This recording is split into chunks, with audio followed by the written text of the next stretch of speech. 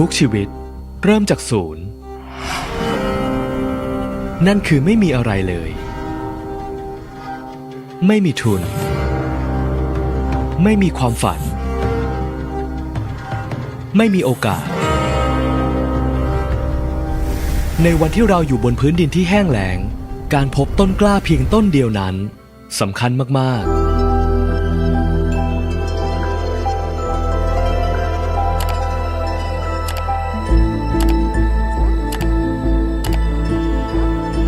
MuSE หลากหลายหลักสูตรแนวใหม่ที่ทุกคนสามารถออกแบบธุรกิจได้ตามความถนัด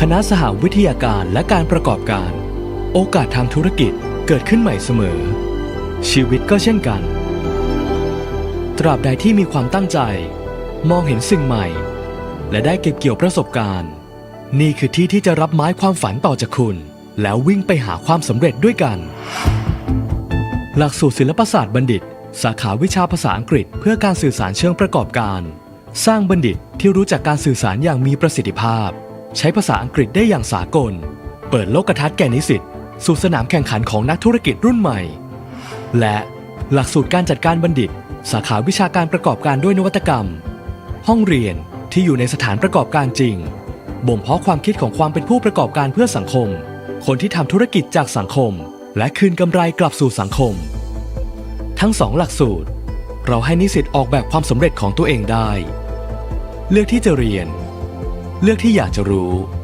ตามความถนัดของตัวเองเราเชื่อมโยงทุกแขนงวิชารองรับความชอบที่หลากหลายเราเปรียบเทียบสิ่งที่อยู่ในหัวกับความเป็นจริงของโลกปัจจุบันและพัฒนามันเป็นธุรกิจที่จับต้องได้จริง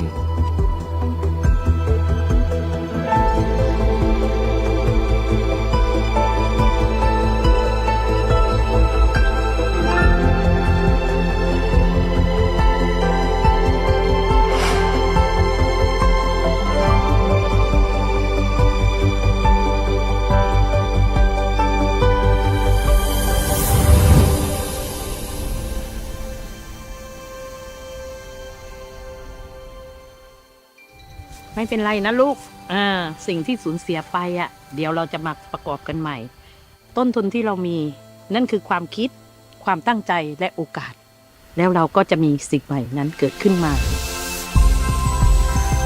ทุกชีวิตเริ่มจากศูนย์ใช่แล้วมันต้องเริ่มนับก้าวแรกที่ลมหายใจความพยายามความคิดริเริ่มความสร้างสรรค์และอะไรบางอย่างที่คอยผลักดันเราอยู่ตลอดคณะสหวิทยาการและการประกอบการมหาวิทยาลัยทักษิณ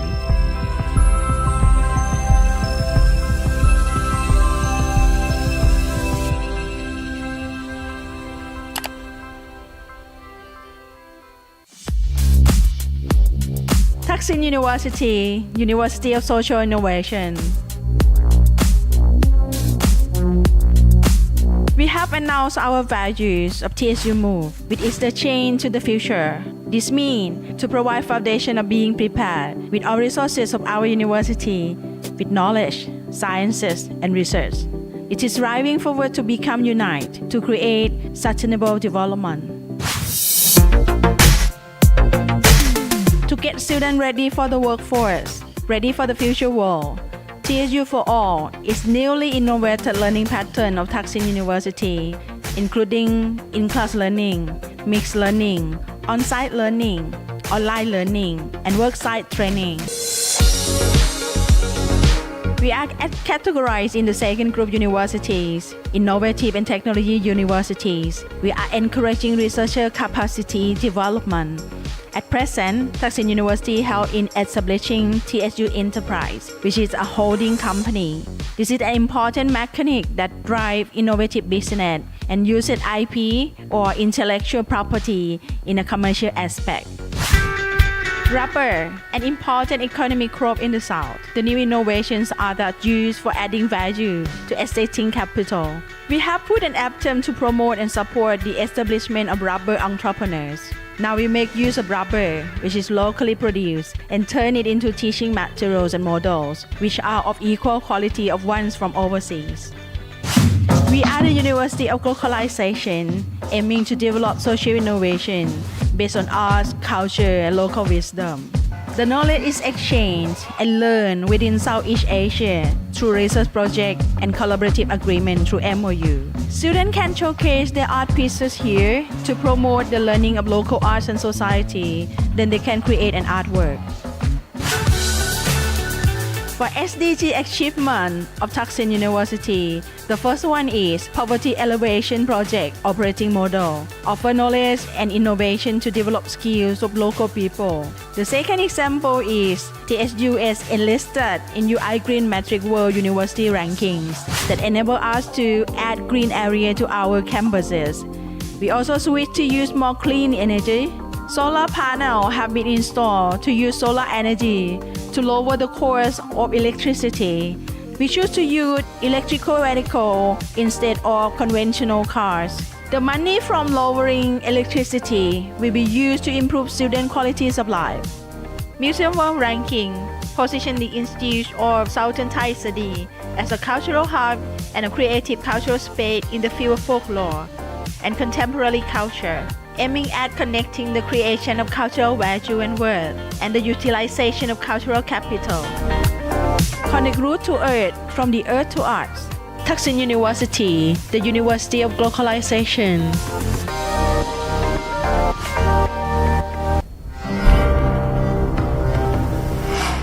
ทุกชีวิตเริ่มจากศูนย์นั่นคือไม่มีอะไรเลยไม่มีทุนไม่มีความฝันไม่มีโอกาสในวันที่เราอยู่บนพื้นดินที่แห้งแล้งการพบต้นกล้าเพียงต้นเดียวนั้นสำคัญมากๆ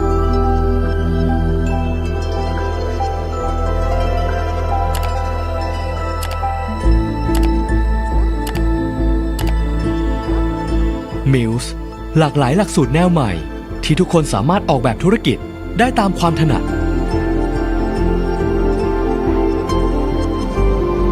คณะสหวิทยาการและการประกอบการโอกาสทางธุรกิจเกิดขึ้นใหม่เสมอชีวิตก็เช่นกันตราบใดที่มีความตั้งใจมองเห็นสิ่งใหม่และได้เก็บเกี่ยวประสบการณ์นี่คือที่ที่จะรับไม้ความฝันต่อจากคุณแล้ววิ่งไปหาความสำเร็จด้วยกันหลักสูตรศิลปศาสตร์บัณฑิตสาขาวิชาภาษาอังกฤษเพื่อการสื่อสารเชิงประกอบการสร้างบัณฑิตที่รู้จักการสื่อสารอย่างมีประสิทธิภาพใช้ภาษาอังกฤษได้อย่างสากลเปิดโลกทัศน์แก่นิสิตสู่สนามแข่งขันของนักธุรกิจรุ่นใหม่และหลักสูตรการจัดการบัณฑิตสาขาวิชาการประกอบการด้วยนวัตกรรมห้องเรียนที่อยู่ในสถานประกอบการจริงบ่มเพาะความคิดของความเป็นผู้ประกอบการเพื่อสังคมคนที่ทำธุรกิจจากสังคมและคืนกำไรกลับสู่สังคมทั้งสองหลักสูตรเราให้นิสิตออกแบบความสำเร็จของตัวเองได้เลือกที่จะเรียนเลือกที่อยากจะรู้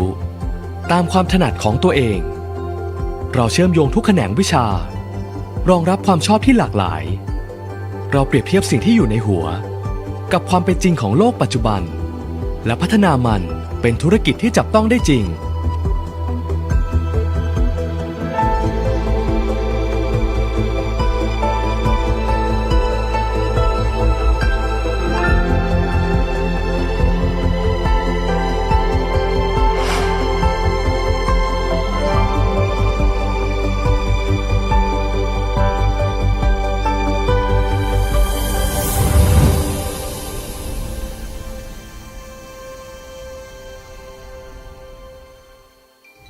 ไม่เป็นไรนะลูกสิ่งที่สูญเสียไปเดี๋ยวเราจะมาประกอบกันใหม่ต้นทุนที่เรามีนั่นคือความคิดความตั้งใจและโอกาสแล้วเราก็จะมีสิ่งใหม่นั้นเกิดขึ้นมา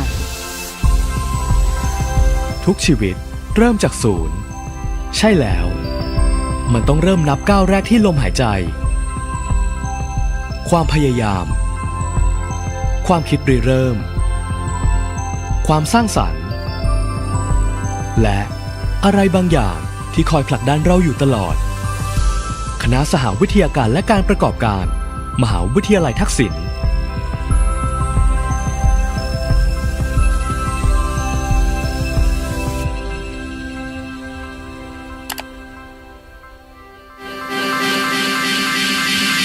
Good morning, ladies and gentlemen, distinguished guests, esteemed speakers, and of course, my beloved participants. Welcome to the first Multidisciplinary Sciences and Entrepreneurship International Conference 2025 under the theme Multidisciplinary Sciences for Sustainability. Well, my name is Asst.Prof, the English lecturer from the Faculty of Education, Thailand University. And my name is Asst.Prof, English lecturer from the Faculty of Multidisciplinary Sciences and Entrepreneurship, Thailand University. Today, we are delighted to be your masters of ceremony for this prominent event, and it is truly an honor to guide you through this exciting day of knowledge sharing and collaboration. As our world is currently undergoing swift changes in several issues, including those in environment, society, and economy that are interconnected as a complex network, they have an effect on local to global business practices and also an impact on people's day-to-day life. Multidisciplinary sciences is a crucial approach that is needed to learn and to understand to solve such modern issues, leading to real, long-lasting change to our society. Other than that, the idea of sustainable development draws a lot of attention nowadays, as there are fast-growing economy, while there are still ongoing natural resource depletion, social inequality, and climate change. These factors create a shift in conventional business model to prioritize the natural resource protection to strike a balance between profit and social responsibility.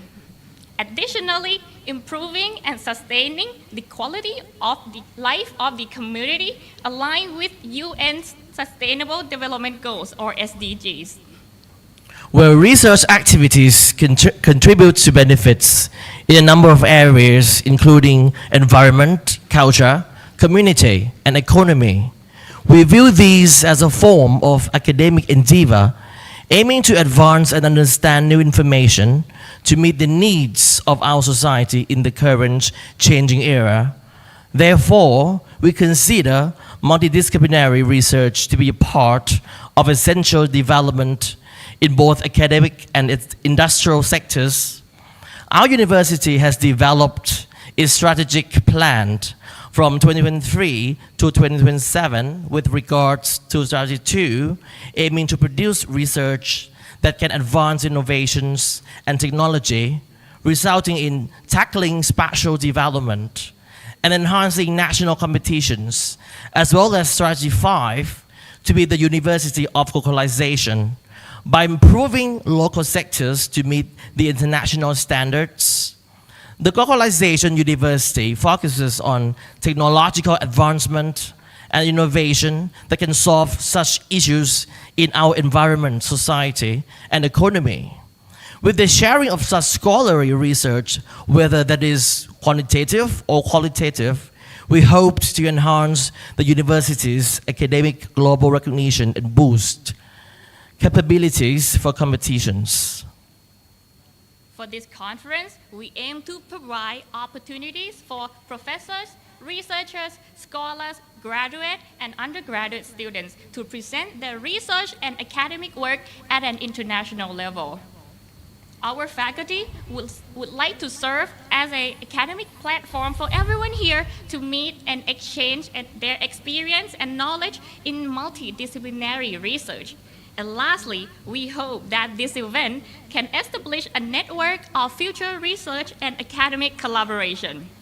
Well, in a time, our planet demands solutions that are not only smart, but also sustainable. We believe that progress lies in the spaces between disciplines. At this point, it is my great honor and privilege to introduce someone whose vision, leadership, and dedication have been instrumental in bringing this conference to life. To officially open the conference, please join me in welcoming Associate Professor Dr. Valyamedhi, the Acting Dean of the Faculty of Multidisciplinary Sciences and Entrepreneurship, Thailand University, a passionate supporter for sustainable collaboration and development, who will deliver the opening ceremony. Please welcome.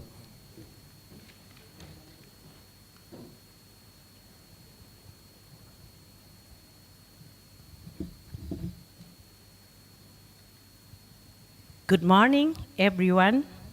Distinguished guests, esteemed scholars, researchers, students, and all participants who is on site near how about 30 people, and online I think more than 100. It is my great pleasure to welcome you all to the first MuSE International Conference 2025 on Multidisciplinary Science for Sustainability. It is a significant platform for exchanging knowledge, innovative ideas, and groundbreaking research from a diverse range of disciplines and countries. In this era of rapid change, science, technology, and entrepreneurship play crucial roles in sharing our society and economies. This conference provides an excellent opportunity for us to explore new perspectives, engage in thought-provoking discussions, and foster collaboration that drive sustainable development. On behalf of the Faculty of Multidisciplinary Science and Entrepreneurship, Thaksin University, we would like to extend my sincere gratitude to the organizing committee, distinguished speakers, and all participants for contributing to success of our conference.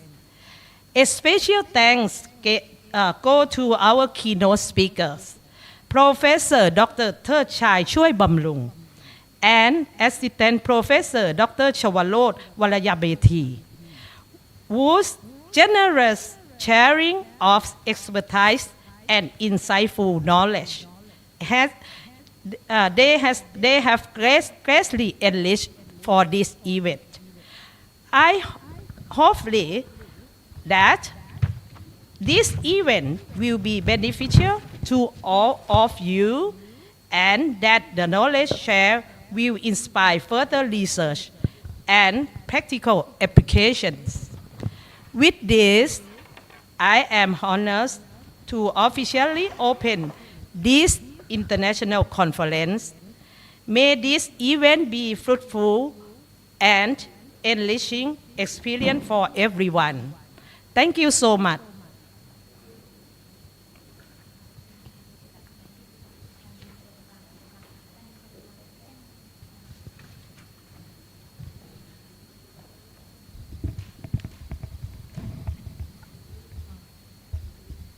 Well, I'd like to thank Associate Professor Dr. Valyamedhi for those inspiring words.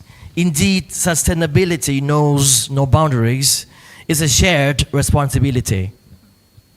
And as a small gesture of our gratitude for our keynotes for today, we would like to present you with a token of appreciation from our organizing committee. May I invite our Dean and Professor Dr. Therdchai Choibamroong, our first keynote speaker.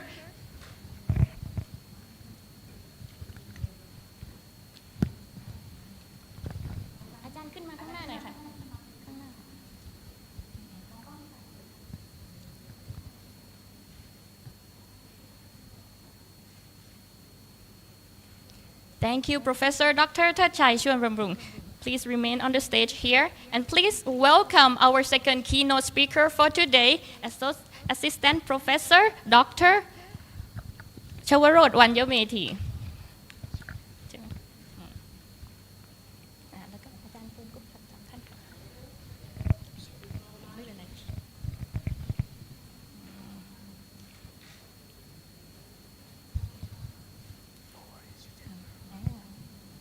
And lastly, I would like to invite everyone, including both who participate online, to turn on your Zoom cameras and all of the staff on site to the stage. And please welcome again our Dean, our first keynote, and our second keynote speaker to the stage, and our staff committee to stand up and come to the stage for the photo opportunities. Please welcome. Please welcome.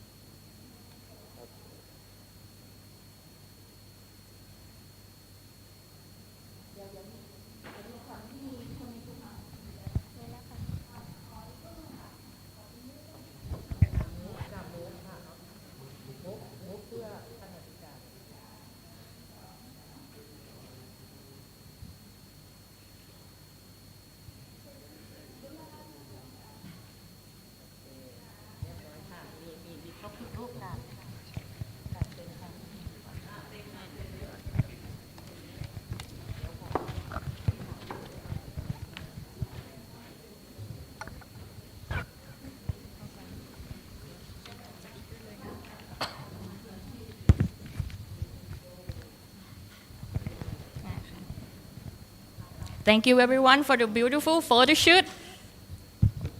Our first speaker for today is Professor Dr. Therdchai Choibamroong with the topic of Multidisciplinary Sciences for Regenerative Tourism.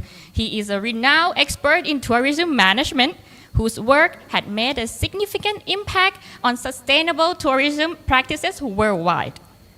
He earned a degree of Bachelor of Arts in English from Thammasat University, a Master degree of Social Sciences in Tourism Policy and Management from University of Birmingham, and also a Doctor of Philosophy in Tourism Planning and Management from University of Queensland, Australia. In 2018, he earned a professional certificate in Design Thinking course from Harvard University. He was the dean, the founding dean, the pioneer, and is currently a director of Doctor of Philosophy program of Graduate School of Tourism Management at National Institute of Development Administration, Thailand. Please welcome our first speaker for today, Professor Dr. Therdchai Choibamroong.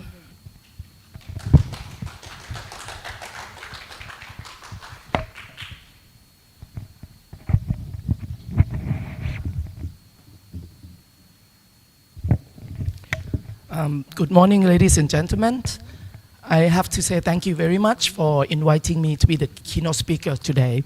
And not just saying hello or good morning to everyone in this room, but I have to say good morning to the world as well. Today, we all understand that multidisciplinary sciences is very important now today.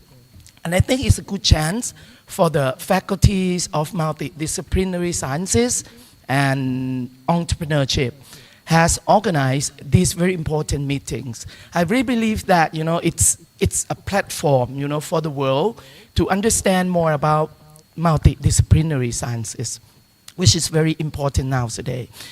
Everyone knows that nowadays, right, the world is facing, I would say that, some turbulences in all dimensions of global developments. So a lot of people asking the question how to overcome those problems or how to step over those problems. And not too many people believe that multidisciplinary sciences can help us to move on or to move over. But if you take a look on the screen, I really believe that, a lot of people say that, believe that tourism industry has been playing an important role in the global developments. And you would see the word that is quite new in Thailand and in some countries. That word is regenerative tourism. A lot of people may be familiar with the word sustainable tourism development. But anyway, even though the word of sustainable tourism development, a lot of people say that it is just a fancy word and how to reach sustainable tourism development. And the answer that I can tell you now today, we have to use multidisciplinary sciences for sustainable tourism. And today, there is a new word that is regenerative tourism. So we're going to see further, how multidisciplinary sciences will help create regenerative tourism from today. So thank you very much for the moderator that introduced me, some backgrounds of myself. So I would like to take the opportunities to go further for my presentation, right? So I will focus, my presentation gonna be focusing on regenerative tourism, while another keynote speaker will tell you about the circumstances in multidisciplinary sciences from global perspectives, and then he's gonna go further to discuss about the multidisciplinary sciences to Asia, right? So now today, when we talk about the tourism industry,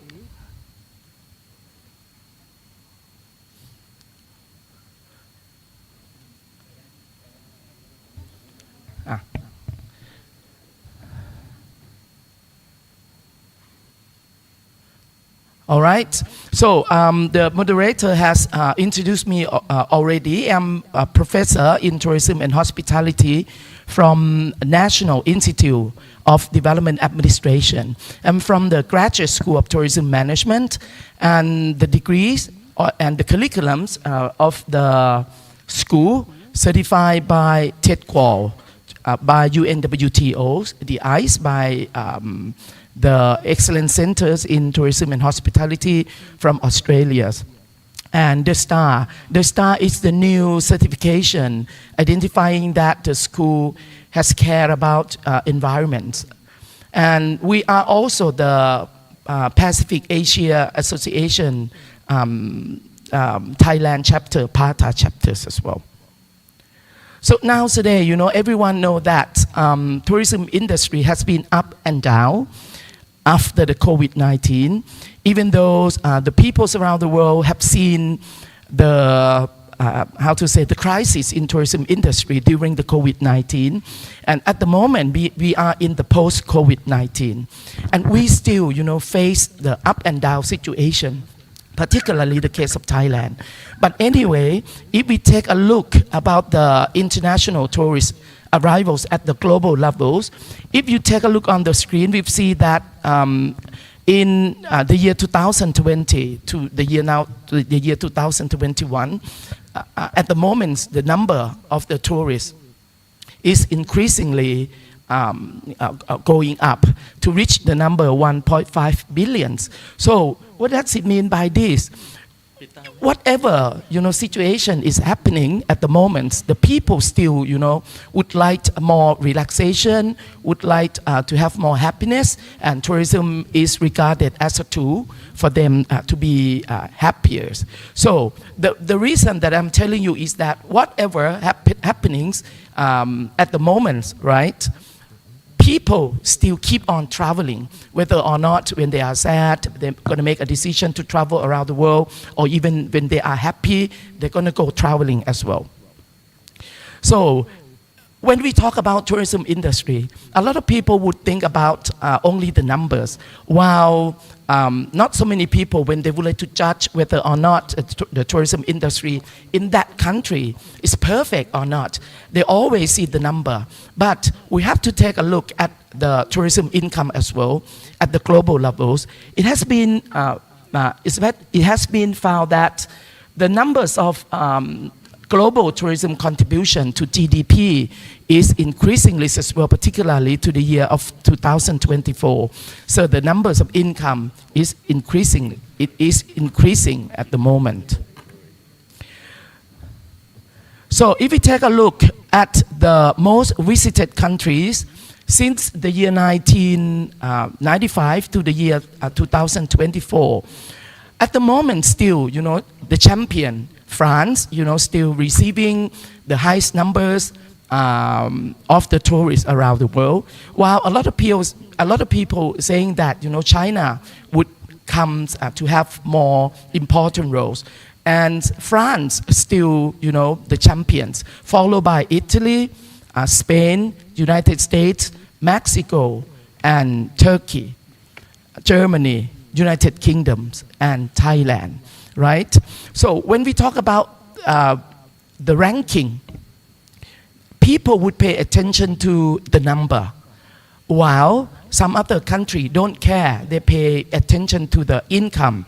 In the case of Thailand, in terms of number, we always rank number 4 or number 5, and for income, number 4 and number 5. For the number, we rank number 10, something like that. So I would say that the quality of the tourists coming to Thailand would be at the accepted levels, right?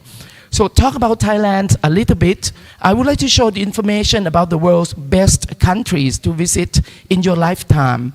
And the data is from CEO World magazine. So Thailand is ranked number 1.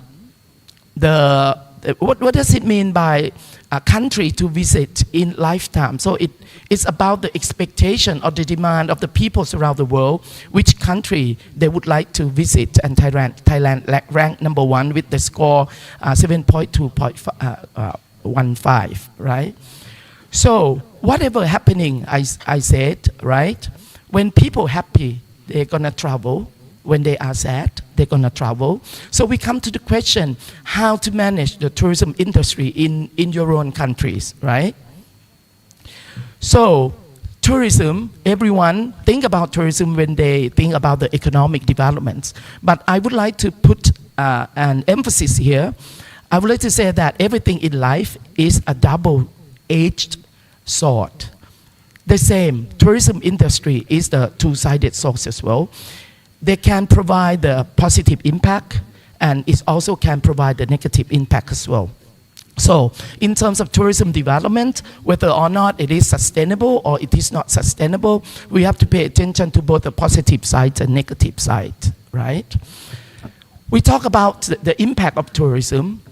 This is very important that I have told you already that we need to employ multidisciplinary sciences to maximize the positive impact and minimize the negative impacts. So when we talk about the impact of tourism, we always categorize into social impacts, cultural impacts, economic impacts, and environmental impacts. And inevitably, we have to accept the tourism industry has played an important role in providing both negative and positive impact. Particularly, I would like to focus on environmental impacts of tourism. Why I have to focus on this? Because we have faced climate change, we have faced uncontrollable numbers of garbages.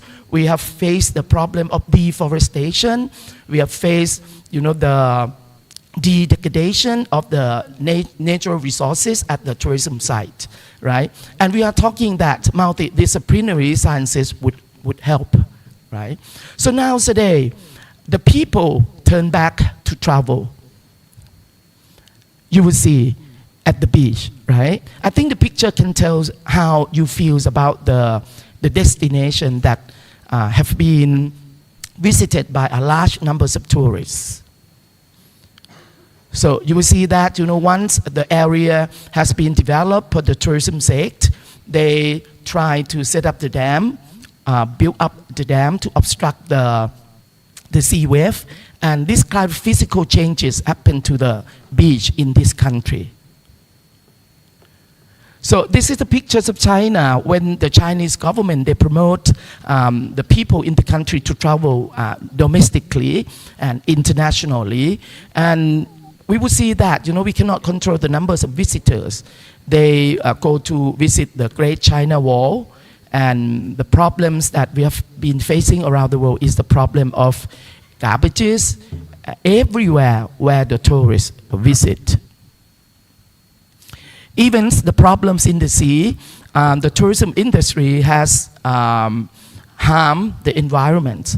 So there is one sentence: the most difficult things in the world in managing the tourism industry is that how to control the behaviors of the tourists, how to educate them, how to manage them not to harm the environment. So you would see a lot of problems, right? Particularly now today, we have discussed a lot about the climate change. If we take a look at the data, how the tourism industry can emit the gas and unwanted gas to the world, we have found that the majority of the percentage in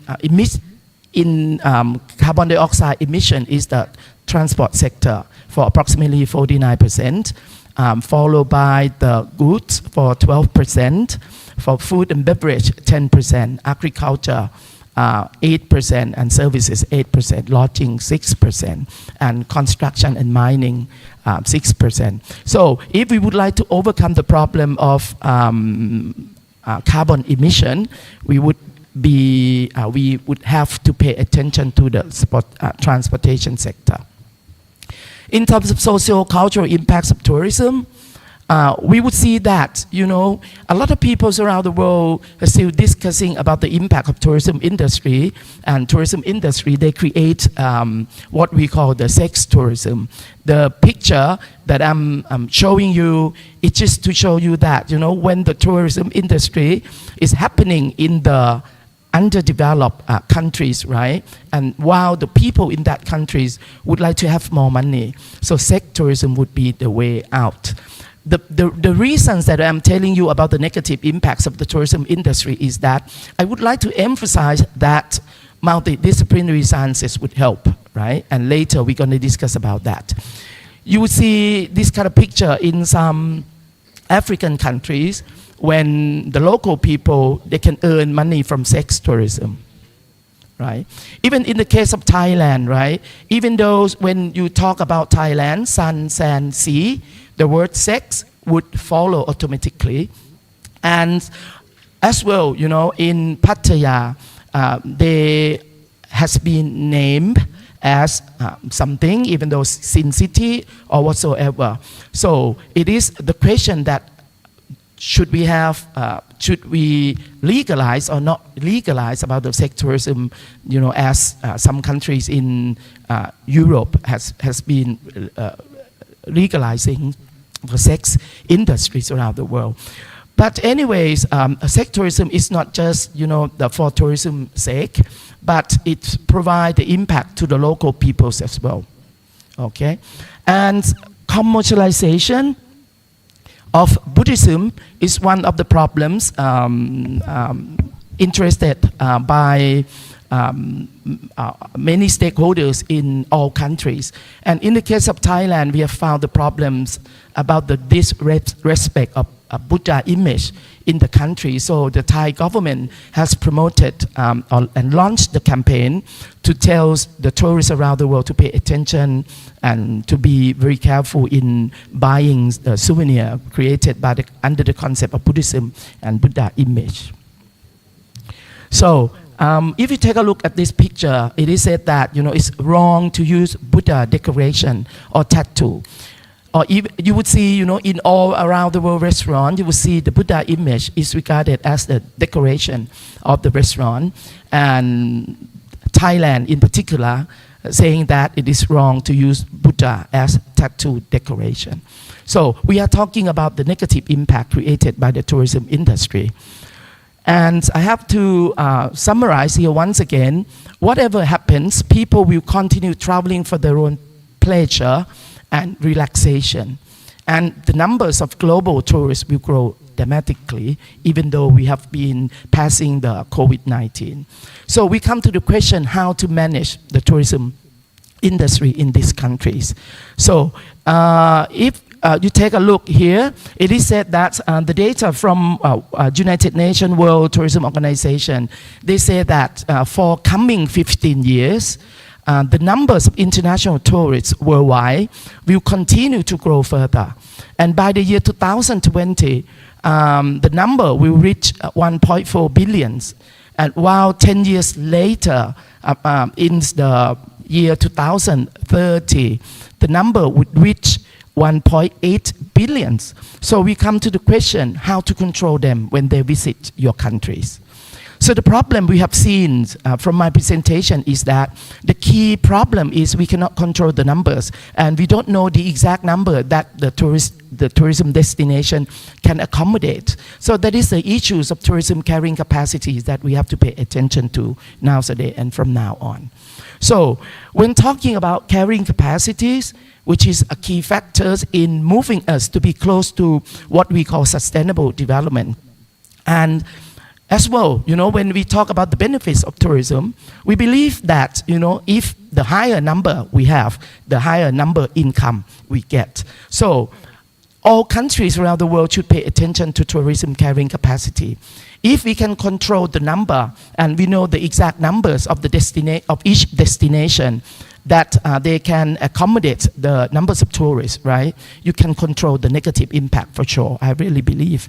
So I would like to urge the world to pay attention to the word carrying capacities. If we can control the number, we're going to be very much better.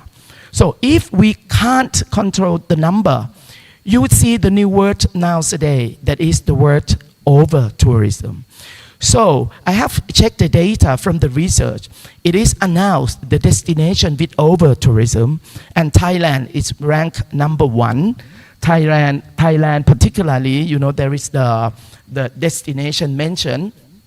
For example, PP Islands and Maya Beach. At the moment, they are facing water pollution, damaged coral reefs, degradations of marine ecotourism, and full of waste and litter.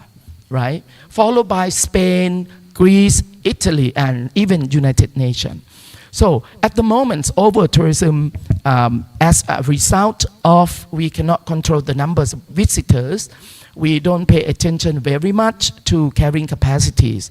So that's why we have the problems, a lot of negative impacts, right? And the trends nowadays, 5 years or 10 years ago, I'm not sure, when the government of each country cannot control the numbers of tourists, and those tourists visit everywhere and, fight to get the local destination resources with the local people. So in some countries, they do the campaigns, tourists go home, fighting over tourism. Tourists go home in Spain, tourists go home in Barcelona. So we will see that, even though we have money, but money cannot bring us the happiness. The majority of the people would say that, we would like to have our happiness back. We don't want to get the money, right? Whilst, we are facing carrying capacity problems, we know that we have to control the number, we have to prepare the destination very well. Around the world has been discussing about sustainable development goals, right? And later, they focus on ESG, right? Environmental, social, governance. So at the very beginning, they pay attention to the issues that we have to pay attention to.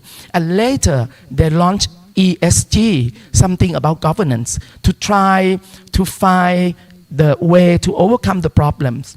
But we have to believe, whatever you are going to do, you have to have enough knowledge, right, to lay on, right? In terms of tourism industry, we have been promoting, we have been launching the concept of sustainable tourism for a long, long time. Whilst in the case of Thailand, the Thai government has launched BCG concept, BCG philosophy, that is bio, circular and green economy. So this is the Thai government is trying to do by aligning and integrating BCG concept in all development dimension, right? And until, we are used to the word sustainable tourism.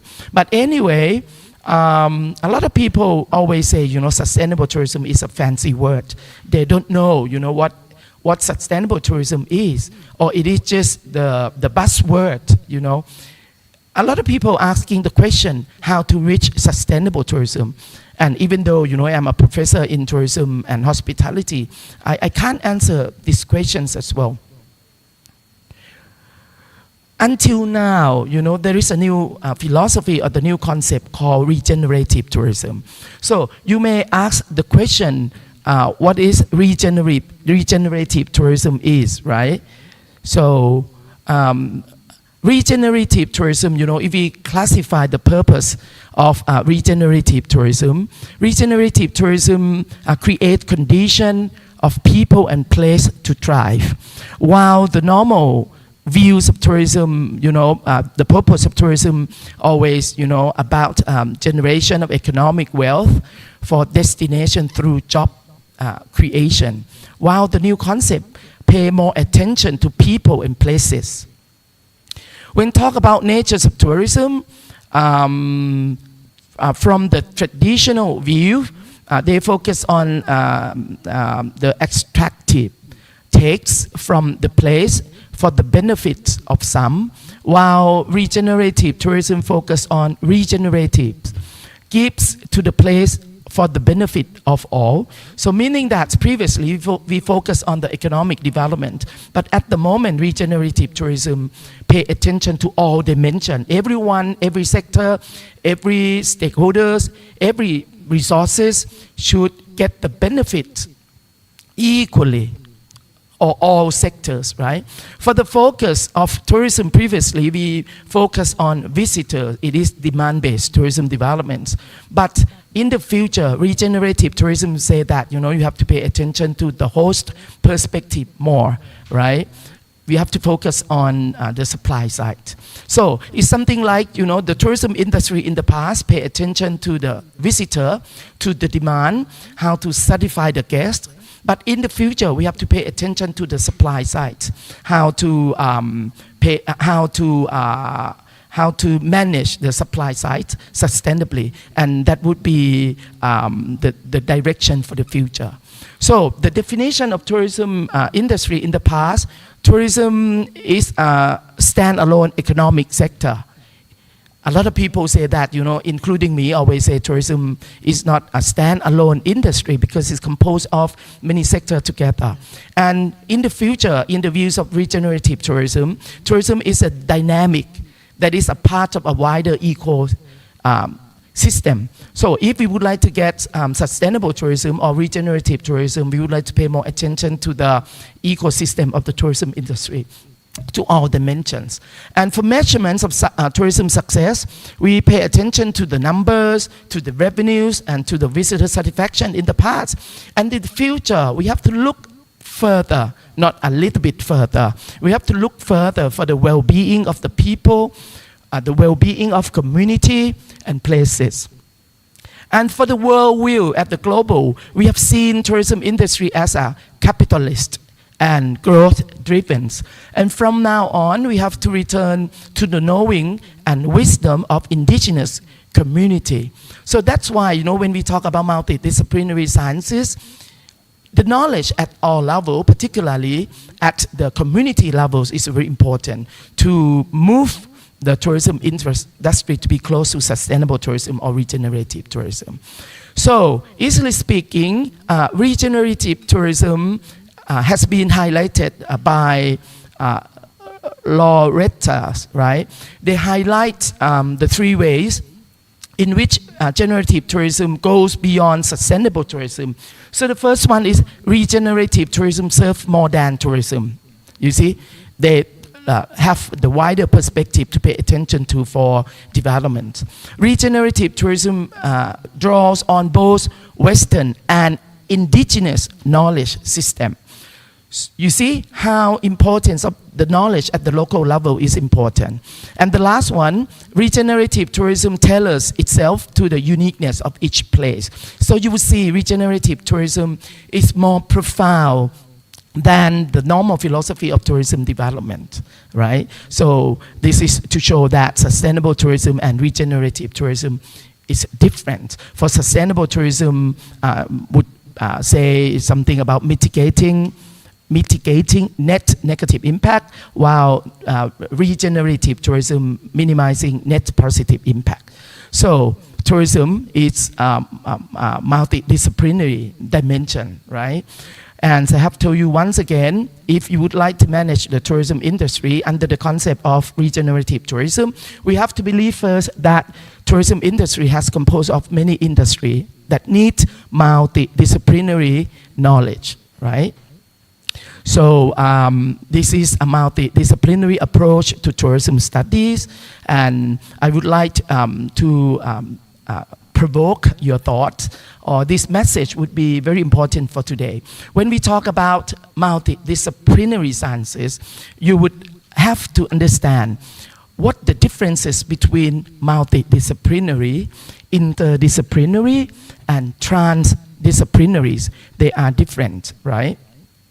So if disciplinary in general, right, or we call unique discipline, we are using each single discipline for solution.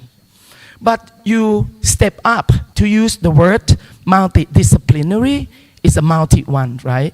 It is the way that we use many different disciplines for solution.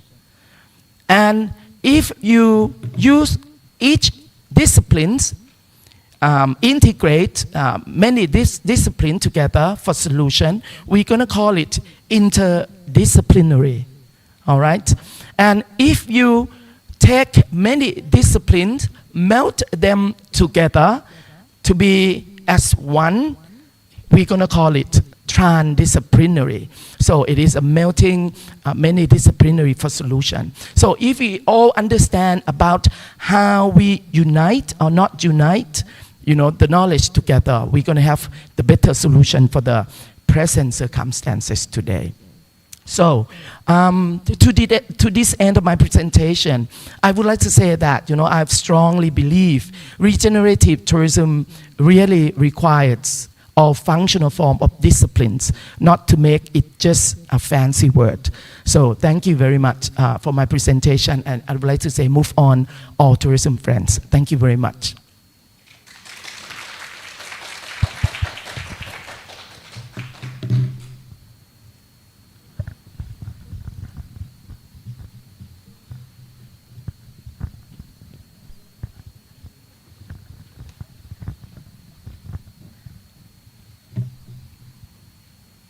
Thank you, Professor, for your valuable insight. They beautifully capture what we aim to achieve through this conference today. Of course, tourism is a dynamic that is part of a wider ecosystem that we all need to integrate to sustain it.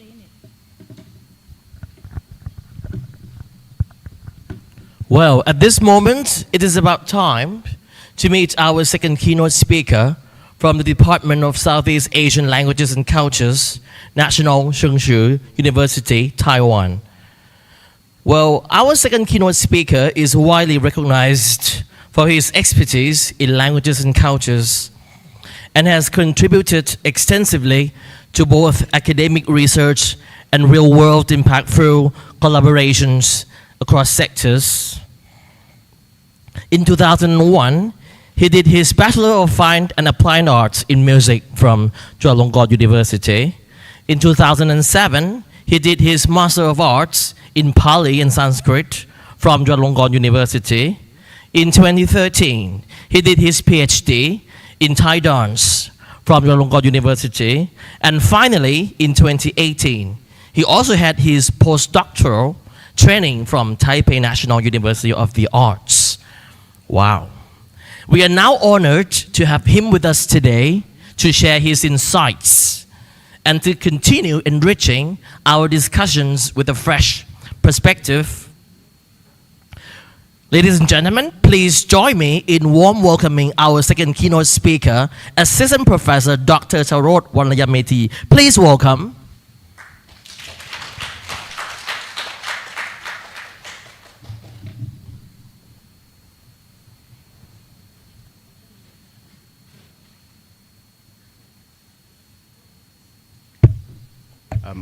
Good morning, friends and colleagues.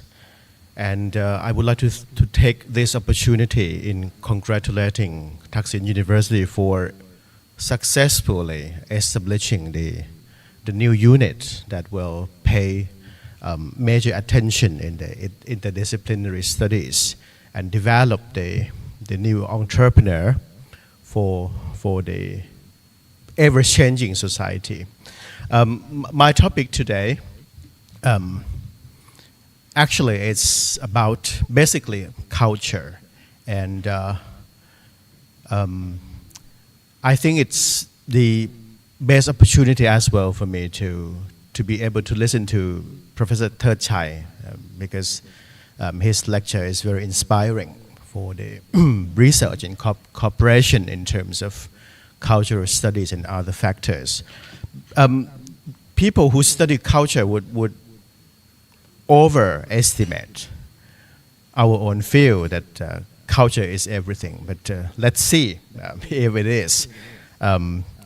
We don't have to jump to conclusion now. That's the reason why we still have the job to do.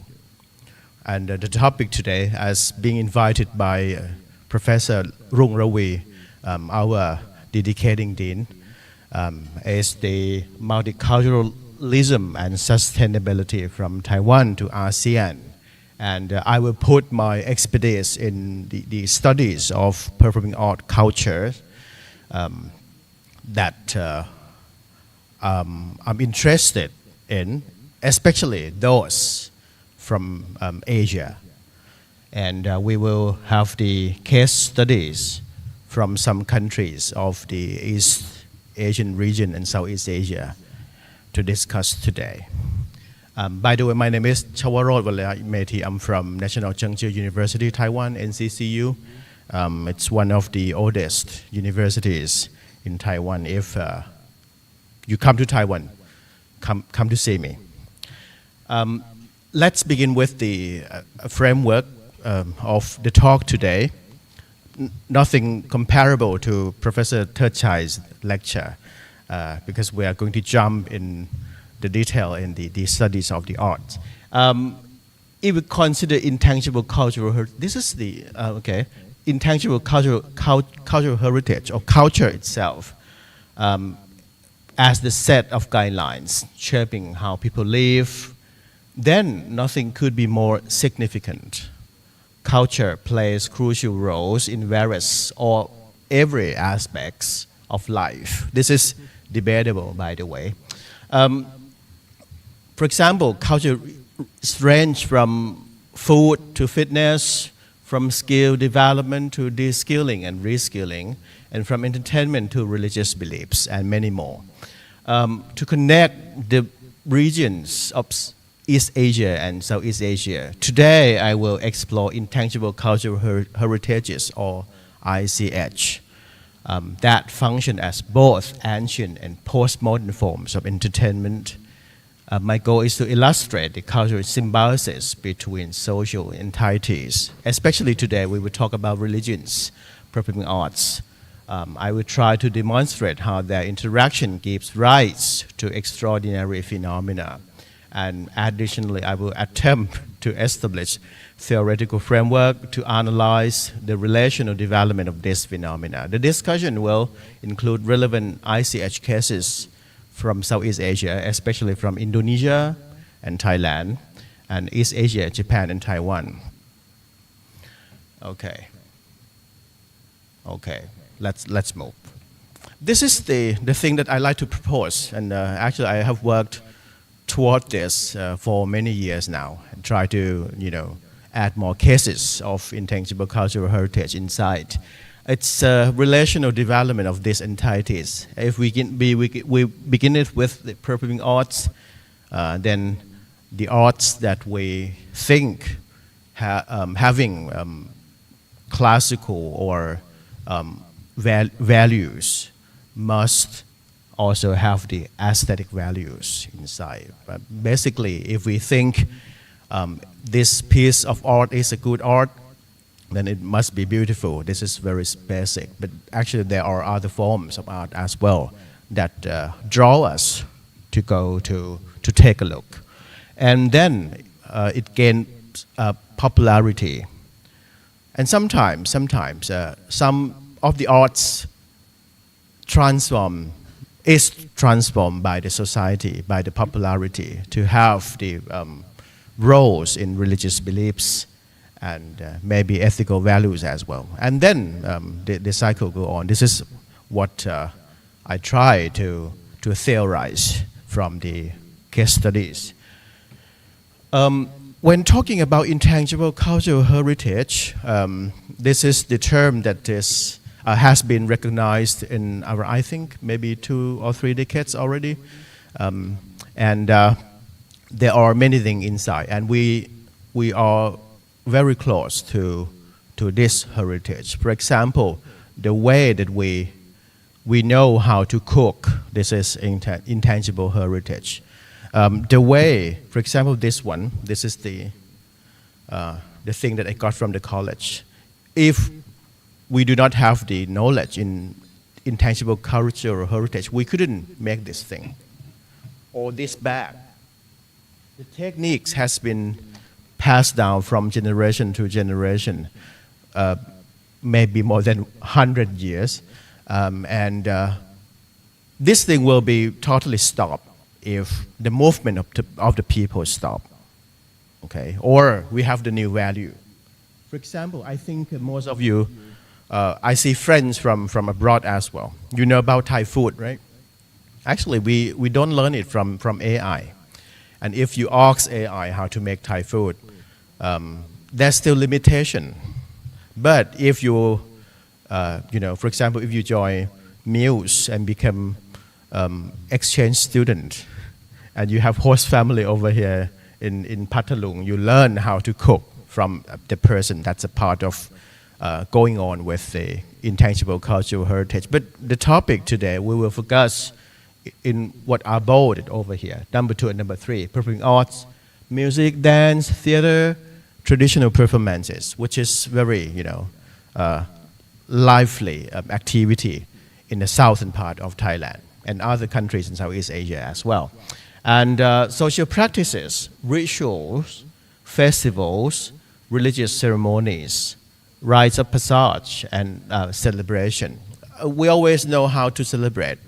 For example, understood widely that we will drink alcohol to celebrate, not milk tea or something like that. This is part of intangible cultural heritage. Why did ICH become important? Basically, if you can recall what Professor Therdchai talked, that he presented the diagram of the top 10 visited or revisited destination. And number 1 is France, number 2 Italy, number 3 Spain, something like that. And Thailand is among the countries in the list as well. These countries are promoted in tourism through intangible cultural heritage. People will go to France to, eat cheese or drink wine. People come to Thailand to have tom yam goong, for example. Myself, when I visit Indonesia, I will have my rendang in Indonesia. Or if I go to, if I fly Malaysian airline, I will ask for teh tarik. This is all from intangible cultural heritage. This is from the field trip, I think a few years ago in Yogyakarta, and I went to the performance of Ramayana story at the Sono Budoyo Museum, which is one of the important attractions in Yogyakarta, in Malioboro. And this is the stage of Wayang, or the shadow puppet over there. The tourists, like me that time, were put at the back of the screen. We are at the back of the screen because we can see how people, perform the music. And we have, let me show this. This is the front. This is the front of the stage. This is the front, by the way. But this is the thing, that the shadow puppets, many of them, I think maybe around 30 or 40 of them, were performed by only one person over there. One person over there. And he told the story from the beginning. If you study the shadow puppet theater of southern Thailand, you know that this puppet theater, or Nang Talung, the puppets themselves were placed on the banana tree. This is the same thing. They put on the banana tree. By the way, I think to avoid decaying of the banana tree itself, something is redesigned to be in the banana tree form. Okay. The wayang of Indonesia is very lively culture. For example, these wayang puppets have been designed to tell the story about the political background of the country. So in this sets put in the puppet museum in Kota Tua in Jakarta, nearby the Chinatown, you see that there are the puppets that look like the Dutch. And someone that from the early political history of Indonesia, the modern time, maybe Sukarno, I guess. I didn't check, by the way, but he looks like Sukarno. Sukarno is one of the most famous Indonesian people known to the world. And also, story from Christianity, from the Bible. So the media, the traditional media from Indonesia itself allow this, the mix of genre, for the stories to be retold as well. When we talked about the story of Ramayana that I showed you in the very first slide, actually this is delivered from Southeast Asia, from South Asia to Southeast Asia to the maritime Silk Road. I think this map is quite famous, and you saw it before. It's the map of the coming of religious beliefs. Basically, Buddhism of Mahayana school, Theravada school, or Vajrayana Tantric school. In Southeast Asia, especially the mainland Southeast Asia, Theravada practices is more popular. And these roots alone also brought, maybe in earlier period, to the Southeast Asia region with Hinduism, and later period Buddhism, and also Islam. Islam not from South Asia, by the way. But for Theravada Buddhism alone, you see that this is very special because it is the exchange activity between South Asia and Southeast Asia that not only things have been delivered from South Asia, but it has the retreating movement when the Buddhism of Sukhothai period was delivered to Lanka, or modern time Sri Lanka later. So, yes, Ramayana story is very important piece of literature, and it is considered by the people of South Asia as a piece of history. In the genre of literature, according to Sanskrit theory, this story is known as the historical literature. It is called in Sanskrit as itihasa. Itihasa, the term in Sanskrit, means this really is.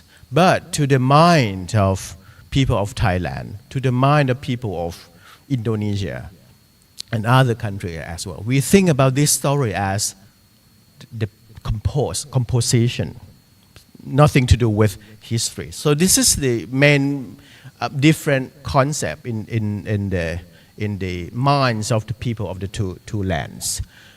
This is from British Library. It is the Sanskrit version of Ramayana, telling story about Kumbhakarna or Kumbhakan, that he was a bad person. He was so bad that he got cursed to sleep, to sleep forever. And then when the problem occurred and he was, waking up. By the way, this is the Thai version of Kumbhakarna, and I think Professor Therdchai also talked about the dam, right? He slept over there to stop the water, to run to the river. And this is, for Thai people, water is very important. I think for Indian people as well. But we live in a water area. The water sphere is very important part of our environment. So Kumbhakan did this. He's a very bad person according to the Thai way of thinking. By the way, the painting is mural painting from Temple of Vimara Buddha in Bangkok, Wat Phra Kaew in Bangkok. I think what you saw in the screen at the moment is a photo, something look like bear, a white bear or polar bear, but actually it is not. This is the visualization of Hanuman, according to Sanskrit literature. So that's not only in the white, not only he is not in the white color, but the shape is something not monkey that we know. This one, the one dressed like Santa Claus in the sketch is Hanuman, when he brought the herb to Rama. But this is the version of Thai of Hanuman that we know, the white color character. And I'd like to propose this to be the very first web, Hanuman in Thai performance. I don't think, we are running out of time, by the way. Let's go further quicker. This is the famous painting. Oh, good, thank you. I prepared like 100 pages of this, but you must invite me again next year to continue with this talk.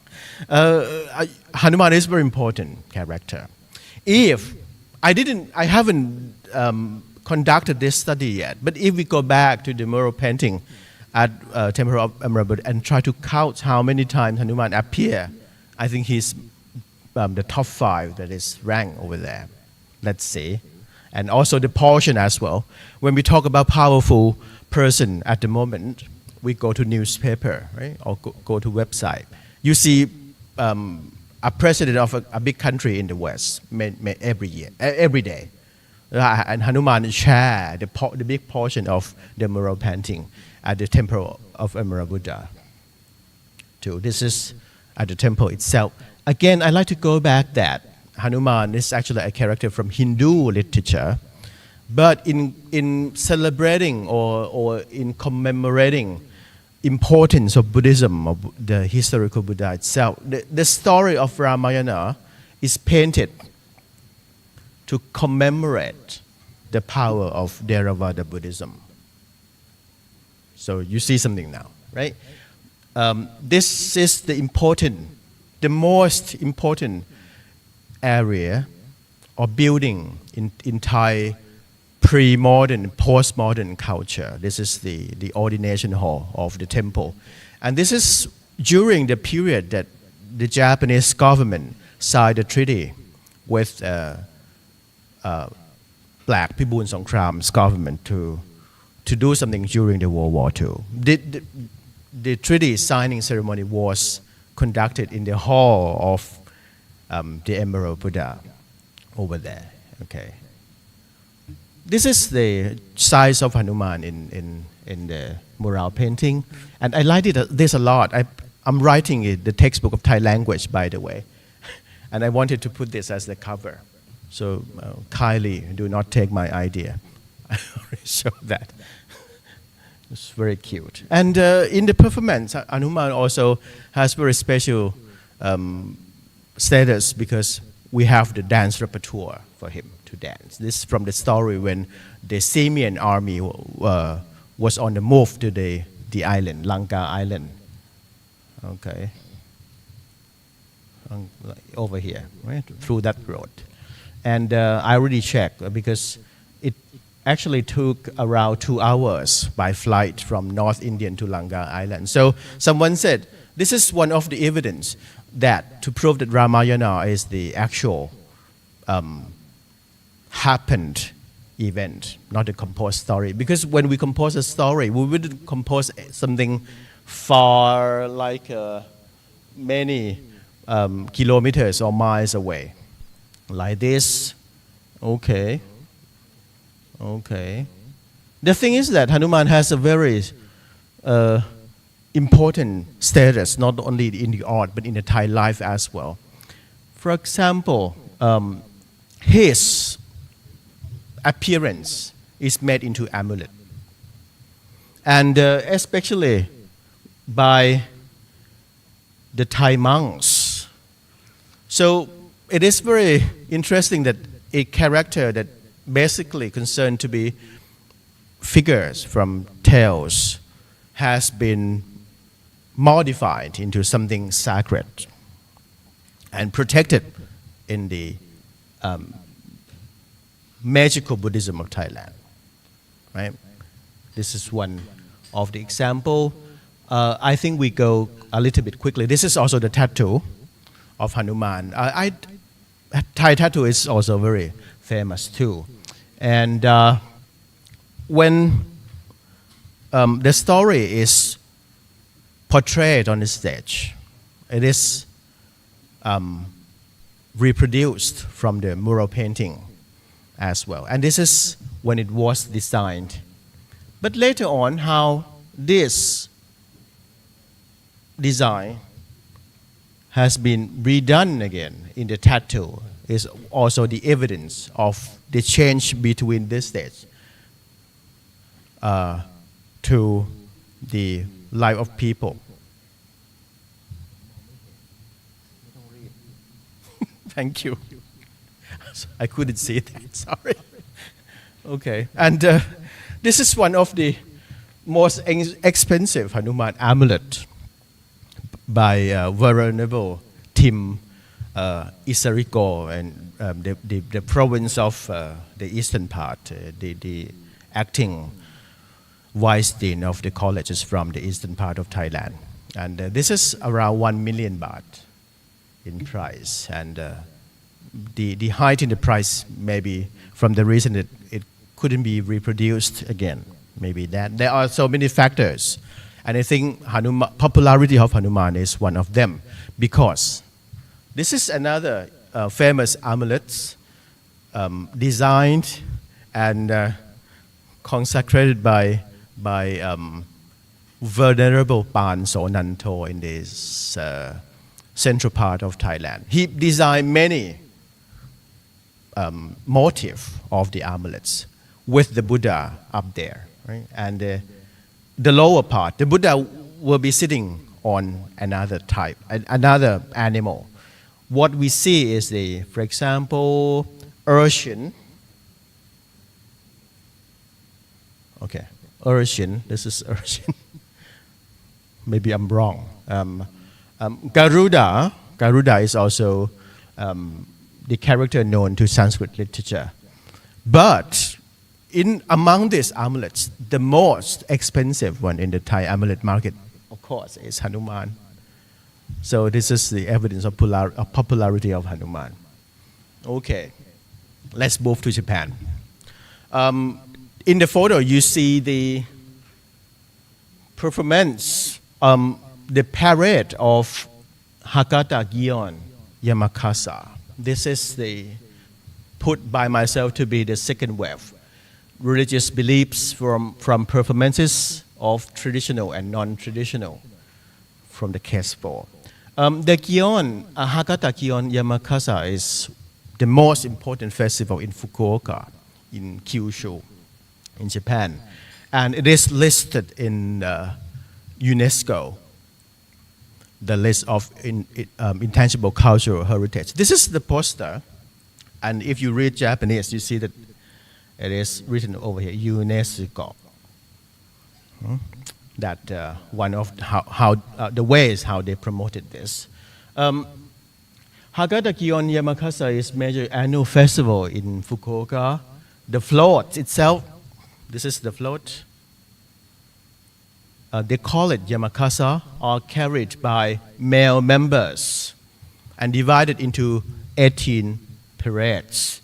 And the floats are decorated with gods, historical characters, especially those portrayed in kabuki stage performance. This is the god. And many times, because these gods or characters from history, from Japanese history, have been always portrayed on the stage performance of kabuki. These characters are made into very, very big doll and put on this Yamakasa. Right? But what we see interesting is that the later development include non-traditional characters such as anime, famous baseball stars as well, and okay, this is the detail of the parades. And for this year, I think it's going to be during July, right? I couldn't see that. This is a bad glasses. So please go if you have time. And this Yamakasa is also put in front of major companies, for example, department stores, for everyone to take a look. This is the parade itself. And on the left side, you see the Kamakura Kongoro Kagemasa, which is the historical character of Japan. And he's one of the famous person always portrayed in the kabuki theater and on the Yamakasa. But on the right side, I think many of you can recognize many characters. For example,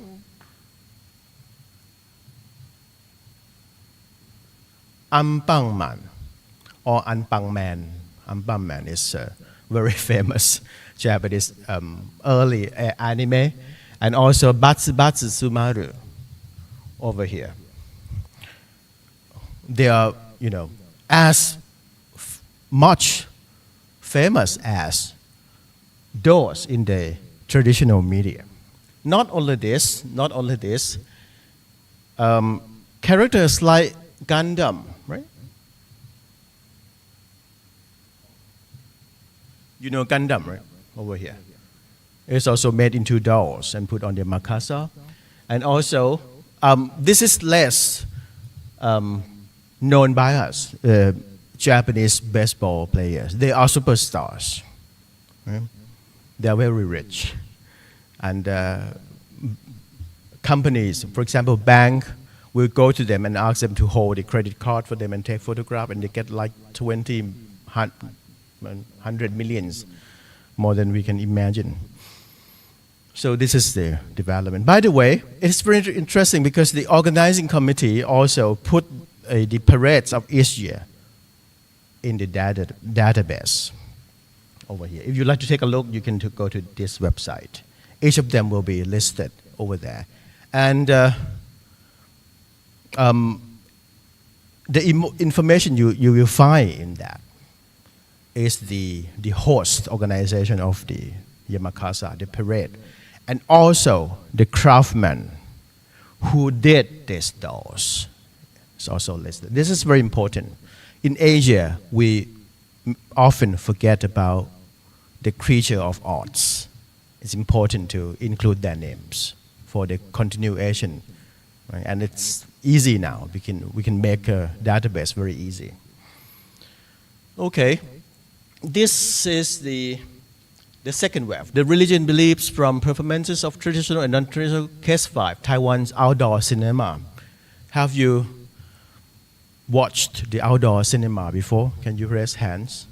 Never. This is the development of the media and the management of media during, I think, around 70s or 80s. Right? Basically, in Thailand, we see these cinemas during the Temple Festival. The same thing in Taiwan, in Temple Festival now. And by the way, the photo was taken before COVID. I do not know about the current situation of the outdoor cinema. And as it peaks, outdoor cinemas were enjoyed by the biggest number they had during 1970s. The outdoor cinema events took places at temples, the most accessible places for people of all walks of life. If you have cases from Malaysia and Indonesia, please let me know. I'm interested in it. As of 2017, temple fairs in central and southern parts of Taiwan still had outdoor cinema, and Once for Gods can be seen sometimes in Taipei. Once for God, what's that? You know that I did my postdoctoral research in Taiwan, right, many years ago. And I went to the most famous night market in Taiwan, Shulin Night Market. And there's the parlor selling noodle, the famous one. And the place is very special because you wouldn't have the place to sit down. You must carry the noodle and look for the place for you to sit down. When I was looking for the place to sit down, I witnessed this. It's a screen. It's quite high, higher than this. And facing, the screen the screen was facing the temple. And no audience, because this outdoor theater is not for us, it's for the God. So what happened if the God stopped watching the films? Then the outdoor theater culture will disappear forever. At least at the moment, the outdoor theater in Taiwan, in Thailand as well, they serve the ritual thing. So in Thailand, there are cases that outdoor theater are brought to tombs, Chinese tombs, and show the film. And the film that outdoor theater will show will be something from 1890s. You wouldn't see Harry Potter, I guess, because it's about the technical thing that Harry Potter is screened through the digitization process. I do not think that we have the film for that. And it's, yes, this is the case from Taiwan. So let's come back to this, that at the moment what I found is basically that the religious beliefs or social entities take care of performing arts. Popularity of Hanuman on the stage, right, has been kept in Theravadic Buddhist practice, and I think it will be there forever because the Thai amulet market at the moment has the new members now from China, from Taiwan as well. The anime characters, for example, Anpang Man or Batsu Sumaru, although they are not the new animes now. There are, new animes years after years from Japan now. But the old ones are preserved in the Yamakasa culture. The outdoor theater, it requires technological support. For example, they got to have I do not know what's the name of that machine, the screening machine, the projector, sorry. They got to have the two projectors, and it's super hot.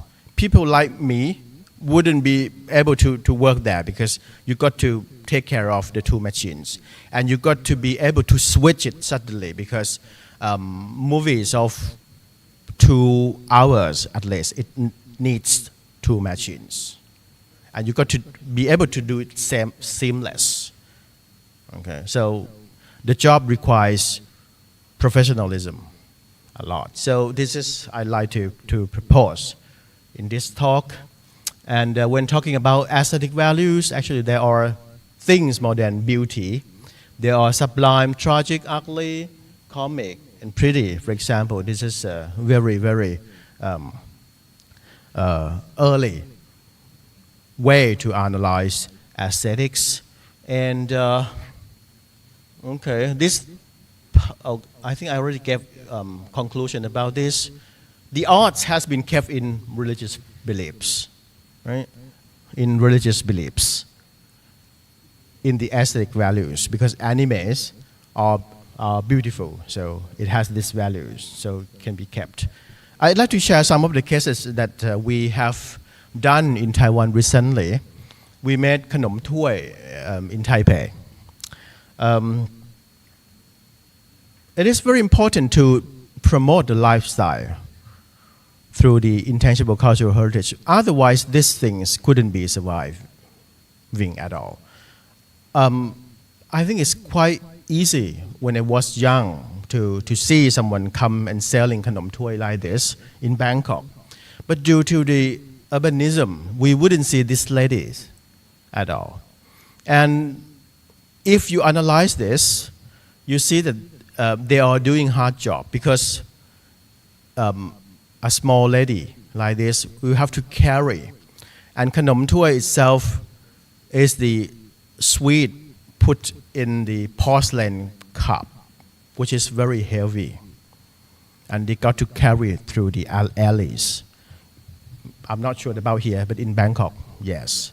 And although they are carrying sweet products, maybe from the mother's recipe or something like that, their work is bitter, very bitter. It's very heavy. So we promote this, that students came to make this together. And we already did a few times, and it was very delicious. So, you know, if you are interested in that, you can look around yourself, what are important intangible cultural heritage. Only the way that we can preserve that is to promote the lifestyle of that. This is very easy, you know, more than we imagine. Okay, so I think it would be this, not only that, we also did embroidery in Taiwan. We made the flower arts over there in Taiwan. And also we did something from Indonesia as well. This is the batik session on the right, and on the left we made the weaving, the grass weaving workshop for international students. NCCU is the most internationalized university in Taiwan. We have biggest number of international students, and these things, I think, since they are in Asia, we promote Asian culture and educate the people that we have. This will be the end of my talk now, and I like to thank you. I like to thank MuSE for inviting me to join this. And this is the second. This is the first. I said second because I wish that you have the second. No need to be next year. Can be this year. And let me do if I can do something. And please join us next time. Thank you very much.